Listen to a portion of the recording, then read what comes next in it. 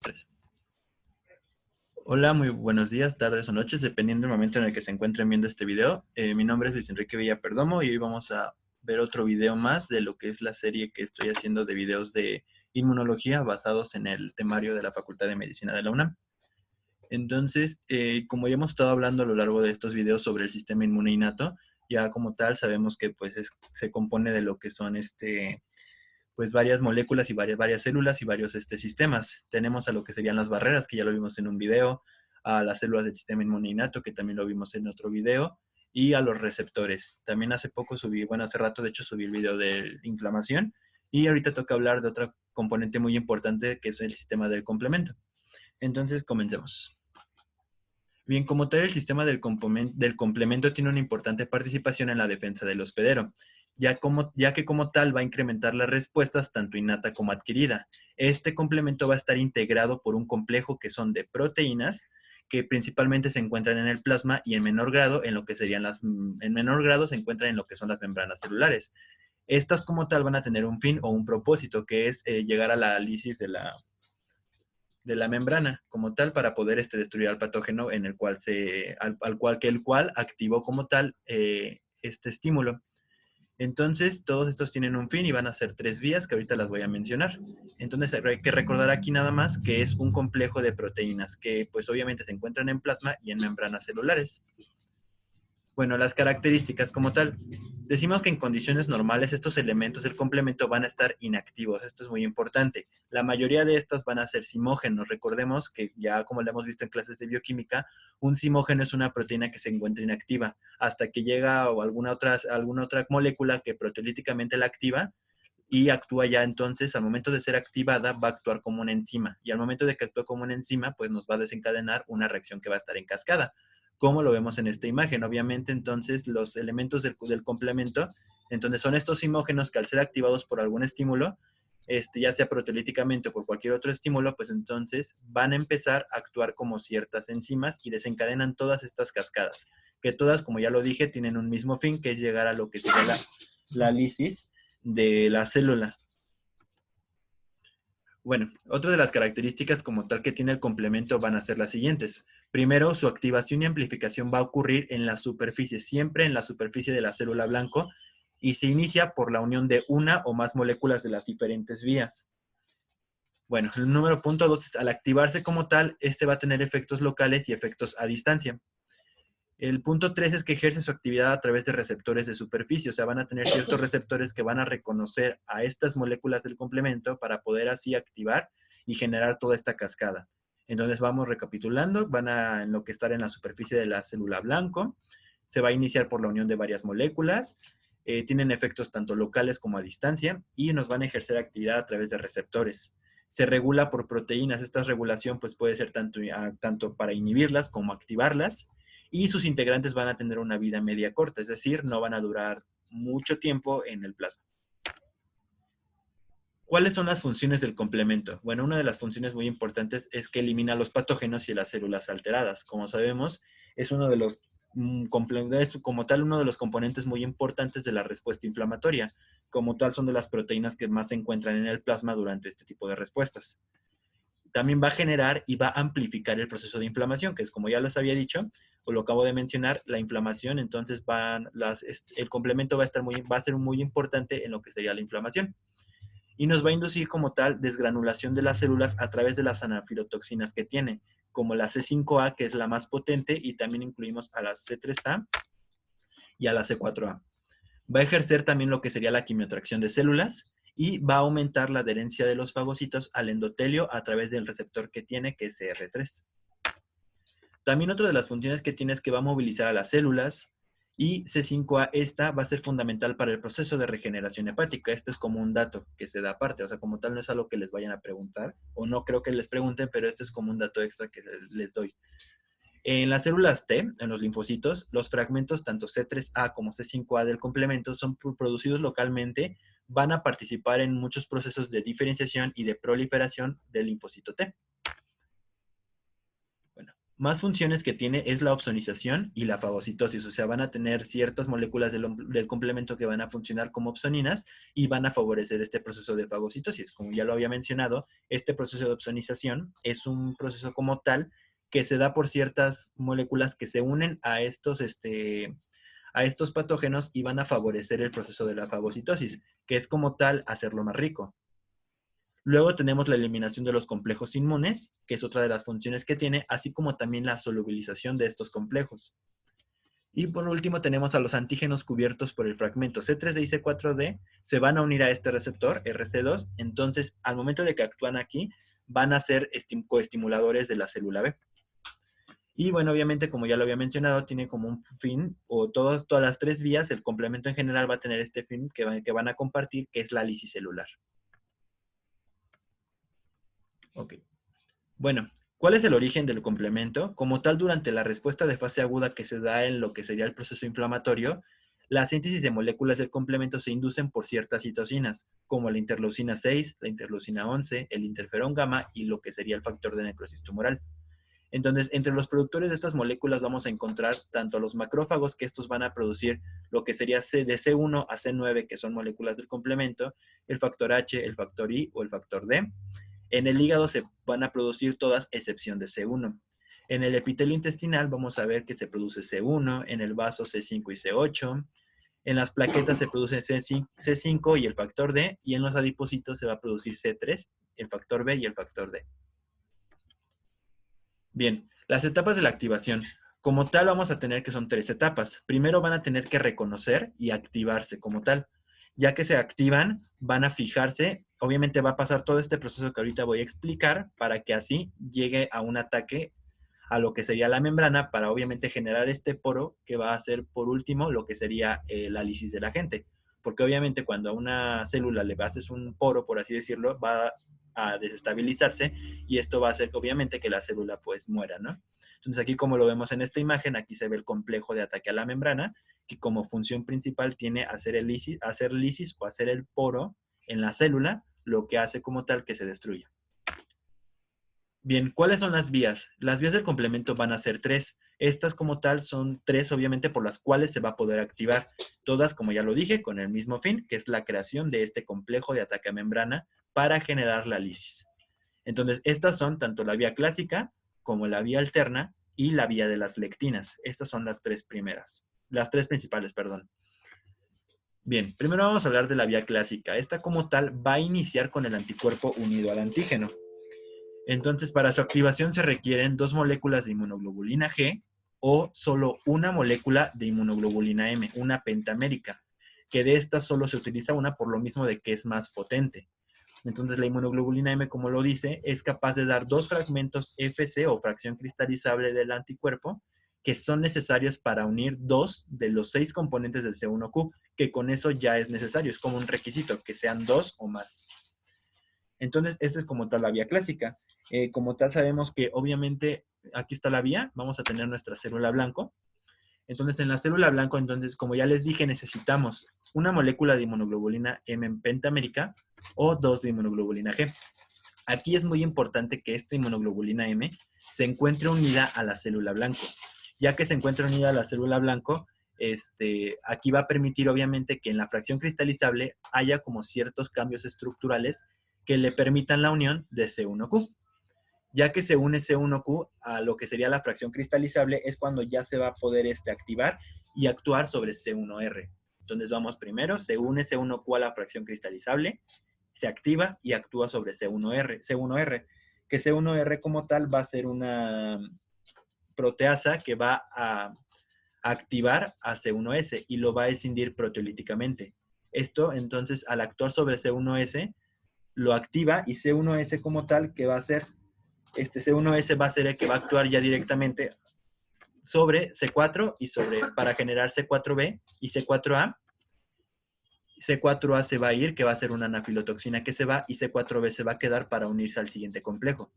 Luego tenemos que C1S va a actuar también sobre C2 para generar dos fragmentos. Lo va a escindir en C2A y en C2B. C2B también se va a otro lado, se va como tal, y los importantes aquí son C2A y C4B, que estos van a formar este complejo que denominamos C4B-C2A, que se le llama la convertasa de C3. Entonces, esta convertasa de C3 va a actuar directamente sobre C3, que la va a escindir en dos fragmentos, al igual que los primeros que mencioné. Entonces, C3 va a actuar directamente sobre C3A. Digo, la convertasa de C3 actúa sobre C3 y lo escinde en C3A y en C3B.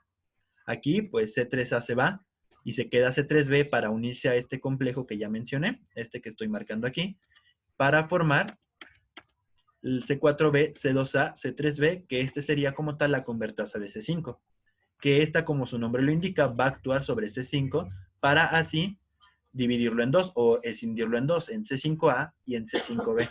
C5A también funciona como anafilotoxina, que ya les había mencionado que es la más potente, y C5B se va a unir a la membrana. Bueno, ya todo esto obviamente recordemos que ocurre en la membrana, pero C5B se va a quedar y se va a unir a otras moléculas como es AC6, AC7, AC8 y finalmente se une a C9 para formar este complejo de ataque a membrana. Este complejo de ataque a membrana entonces comienza a hacer una perforación y así es como se lisa esta célula y obviamente ya se da como tal este proceso. Y así es como finaliza. Obviamente todas van a llegar a este último punto, que es la lisis de la célula por el complejo de ataque, que está compuesto por C5b, C6, C7, C8 y C9. Este es el complejo de ataque a membrana. Entonces, recapitulando un poco sobre lo que sería esta vía, recordemos que entonces son una molécula de inmunoglobulina M o dos de inmunoglobulina G. Al momento de que se unen a la fracción cristalizable es C1Q, que de C1Q como tal van a activar a C1R, C1R a C1S, y C1S ya es la que va a, como tal, empezar a escindir proteolíticamente a C4 y a C2, y así hasta formar la convertasa de C3, la convertasa de C4, y así ya quedamos con que se forma el complejo de ataque a membrana con C5. Bien, ya tenemos la vía clásica, ahora vamos a hablar de la vía alterna. La vía alterna como tal se va a inducir su activación por moléculas de C3 o C3b con carbohidratos, lípidos y proteínas de antígeno, como cuáles, como las bacterias gram positivas o gram negativas y algunos derivados. Entonces aquí, miren, tenemos de nuevo la vía clásica, recordemos otra vez, C1Q, a C1R, C1R a C1S, y C1S comienza a hacer esta proteólisis de las distintas moléculas, como C4 y C2, para formar las convertasas de C3 y la convertasa de C5, que aquí ya es donde van a coincidir. Aquí está la vía alternativa que va a utilizar factor D y C3b y factor I para igual obviamente llegar a formar una convertasa de C5. ¿Pero en qué varía? Aquí está, miren. Igual otra vez tenemos lo que sería la célula blanco. Aquí lo importante es que tenemos a esta molécula de C3 como tal, que esta C3 se va, de hecho muy, muy seguido se va a empezar se va como a dividir y se va a dividir en C3b, que esta es la que ya va a ser importante en la vía alterna de lo que sería el complemento. O sea, esta como tal pues no es tan importante, nada más obviamente es porque da C3b. C3b se va a encontrar inactiva a menos que tenga algún estímulo. En el caso de que tenga algún estímulo, como lo puede ser un fragmento de lo que sería una bacteria, entonces C3b se une a este fragmento y esto va a hacer que también se una al factor B. Entonces, al momento de que se unen estos dos, tenemos del otro lado al factor D. Ya que se unen este complejo de... Ay, es que falla luego mi mouse. Ya que se unen como tal el C3b con el factor B y con el antígeno, el factor D se va a escindir o se va a romper en dos partes, en BB y en BA. Bueno, BA se va y BB se va a unir a estas para poder formar C3BB. Que C3BB como tal se va a unir... Ay, C3B, que viene de lo que sería la parte de C3.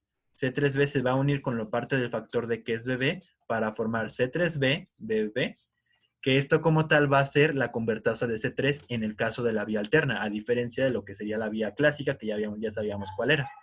Entonces C3BBB va a actuar sobre C3 y lo va a escindir, al igual que en la vía clásica, lo escinde en dos partes, en C3A y en C3B.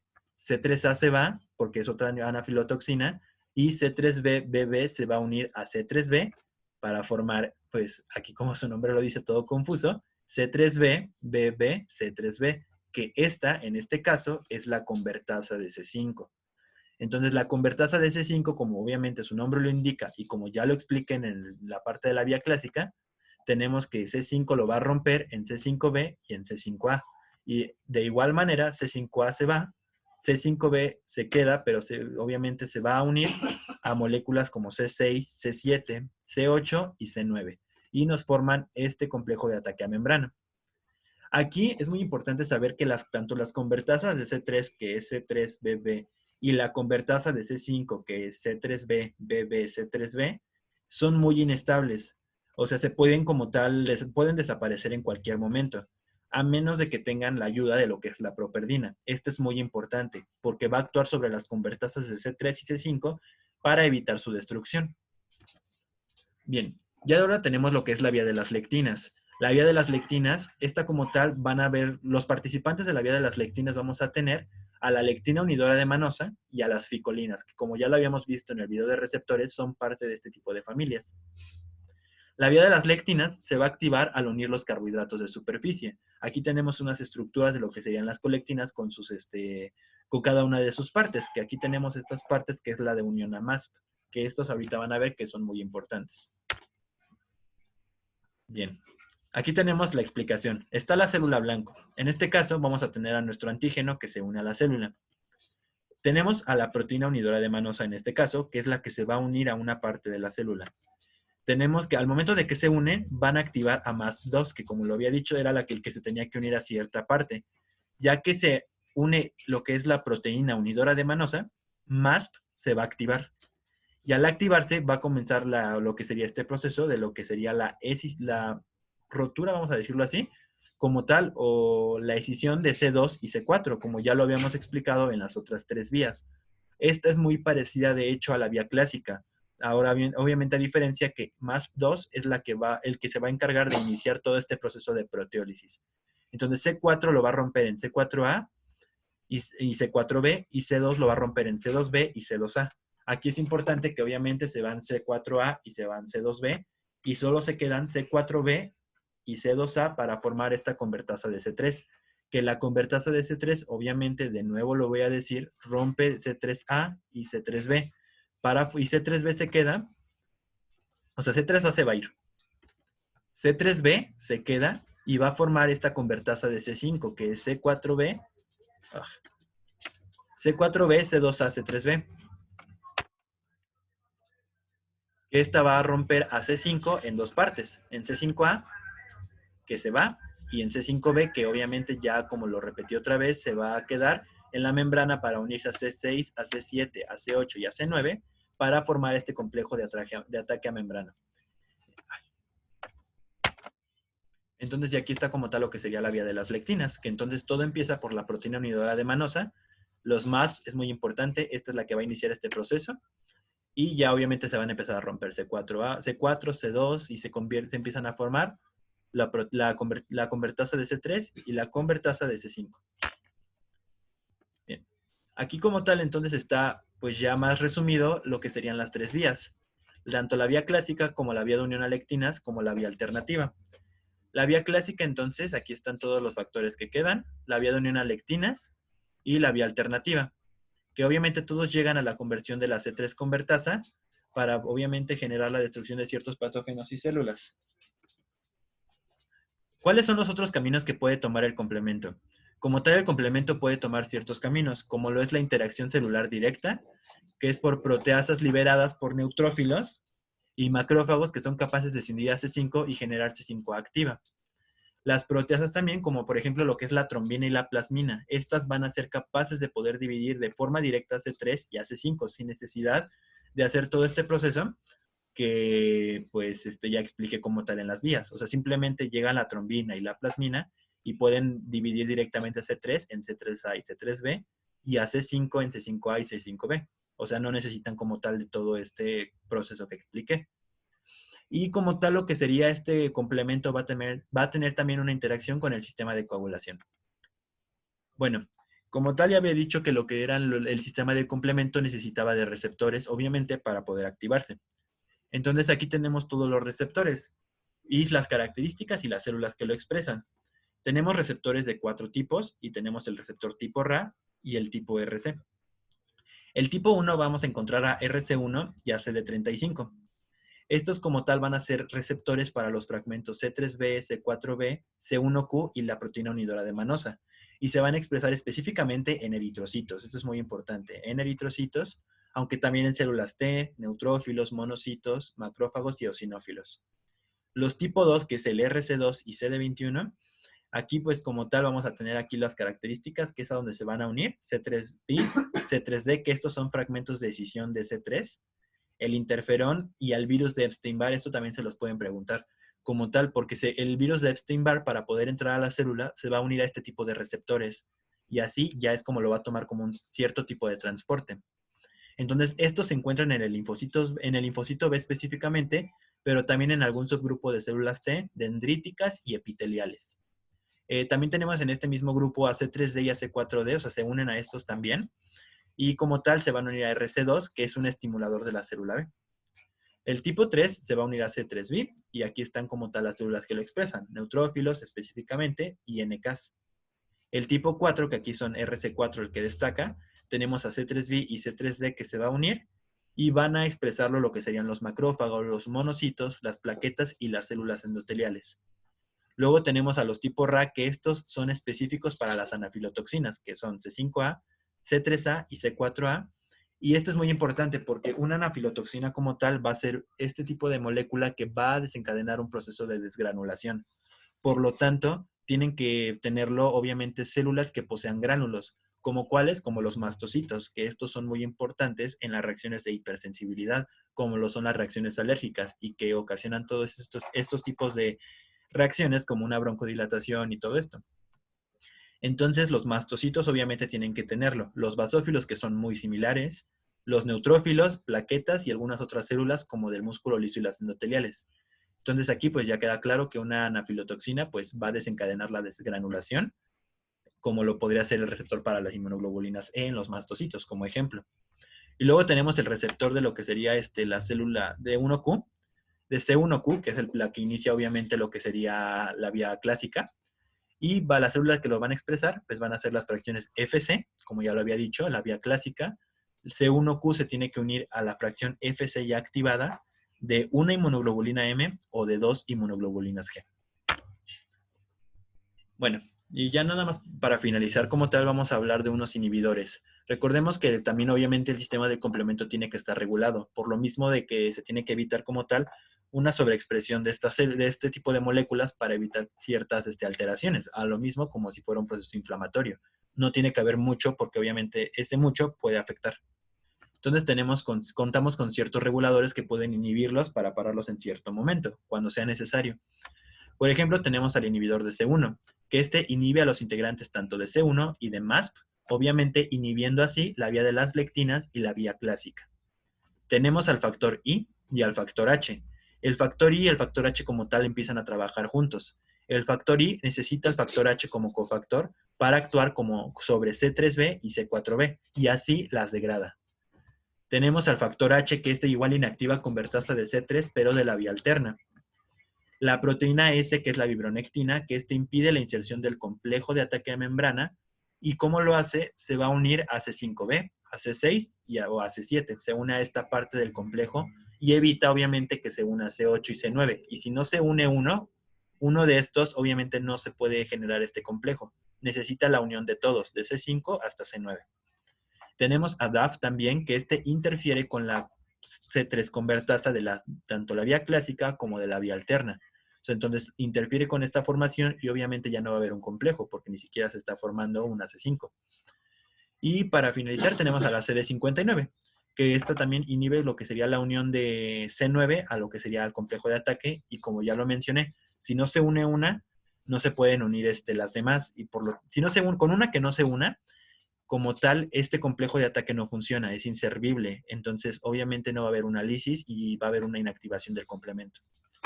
Obviamente hay muchos otros reguladores, pero estos como tal yo siento que son los que más destacan y los que más les pueden ayudar, como también en el examen y así, que les pueden preguntar con mayor frecuencia. De hecho, son los que a mí me llegaron a preguntar, como el factor H o el factor I, y que estos dos pues trabajan juntos. Pero bueno, como tal, entonces esto ha sido todo. Espero les haya quedado algo claro. Ya saben que cualquier cosa pues pueden poner las dudas y yo voy a tratar de responderlas. Y pues pues como tal, me apuré a subir estos 2 videos porque como sé que mañana ya es el examen departamental, entonces quise apurarme para más o menos tener ya el temario de este bloque terminado. Y pues va a pasar un cierto tiempo y voy a volver a subir los demás videos ya del segundo bloque, pero sé que ya todavía falta un cierto tiempo para pues que sea el siguiente examen departamental. Entonces ya con esto pues me doy como de que por fin termine el temario. Pero bueno, muchas gracias entonces por su atención. Espero hayan visto, les haya gustado el video y ya saben que se pueden suscribir. Gracias.